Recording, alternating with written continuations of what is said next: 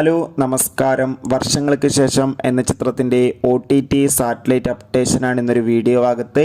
വീഡിയോയിലേക്ക് മുൻപ് video like ചെയ്യുക, ചാനൽ സബ്സ്ക്രൈബ് ചെയ്യുക. ഈ വരുന്ന ഏപ്രിൽ മാസം ഇനി OTT റിലീസ് ചെയ്യാൻ പോകുന്ന ഡേറ്റ് കൺഫേമായ ചിത്രങ്ങളുടെ വീഡിയോ ചാനൽ ഭാഗം പരിശോധിച്ചാൽ നിങ്ങൾക്ക് കാണാൻ വേണ്ടി സാധിക്കുന്നതായിരിക്കും.